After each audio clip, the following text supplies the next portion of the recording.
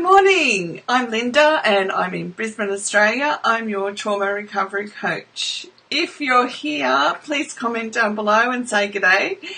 If you're here for the replay, feel welcome to comment replay down below. And if you have any questions or comments, if you hit me up down below, we're able to address them as we go along, or I'll come back later.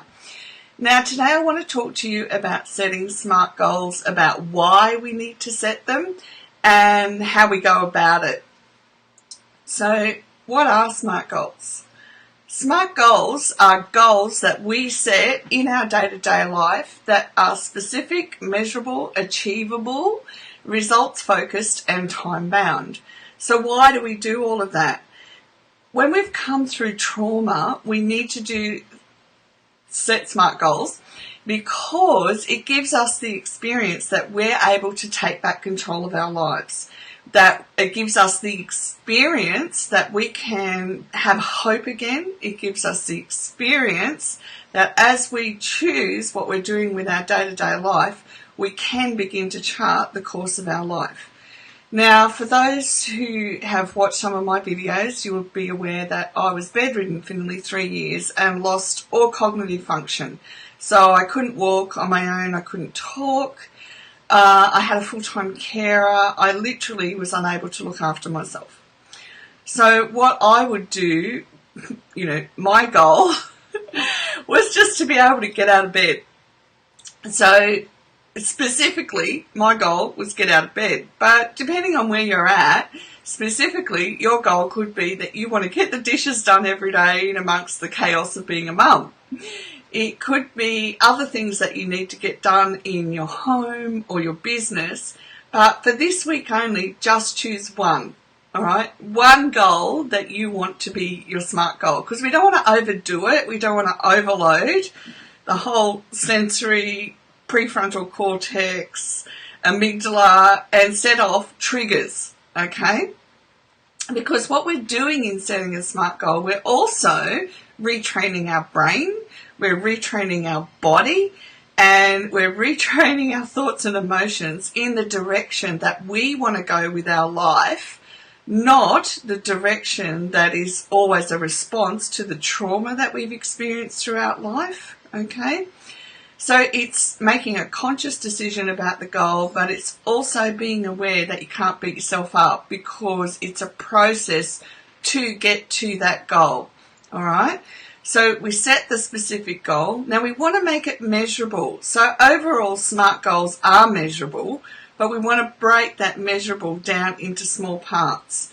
Now with a trauma background, we want to be aware that we can set the time, it's time bound, but we want to be aware of or become more conscious of when we set the goal, if we can't get up the next day and achieve it, what is stopping me from being able to achieve it? That is even more important because you can take that sort of information to your therapist or to your trauma coach and you can get specific strategies around what's stopping you achieving what we can often consider the most simplest thing. So for me, even though it may seem simple to get out of bed, it wasn't because it involves so much of every part of me. All right, hang on, I've got to sneeze, sorry. Don't you hate that? Sorry. Anyhow, so we want it to be measurable, and in measurable we want to become conscious of what's stopping us achieving it each day. It has to be achievable, so don't make it something that you're going to have to go off and learn about. All right, it's something that you know in your space, whatever it is for you, and remember we're all individuals when we're coming through recovery, it has to be achievable for you. So if I took the example of doing the dishes, I don't have to go and learn how to do them. I don't have to equip myself with further information because I know and I have all the tools there to do it. So be aware of the goal you set. Do you have the tools already to do it? All right, it's a big question, which means that you're going to become aware, build that awareness into yourself of asking yourself, are you trying to achieve too much too soon?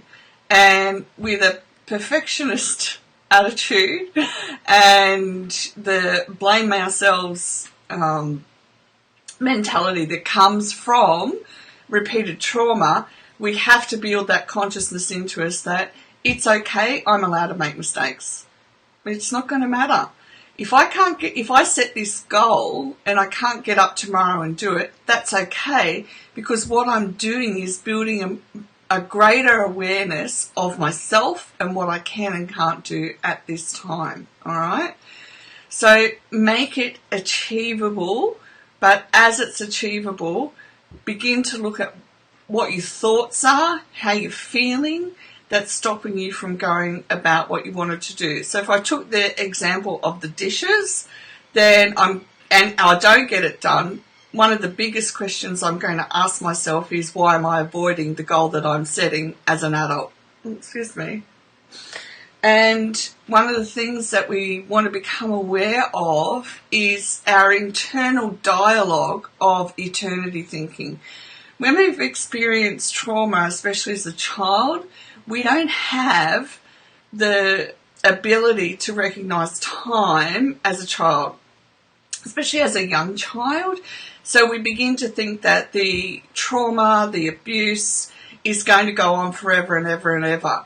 And there's no way we could change that. But as an adult, we can begin to become conscious of where we're thinking within ourselves, this is going to go on forever and I'm not going to be able to change what I want to do.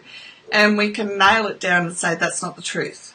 Because if I get up every day and I'm prepared to have a go, then over time I am going to re-educate my brain, I am going to re-educate my body, that I'm in charge and I can do the things that I want to do and I want to achieve, okay?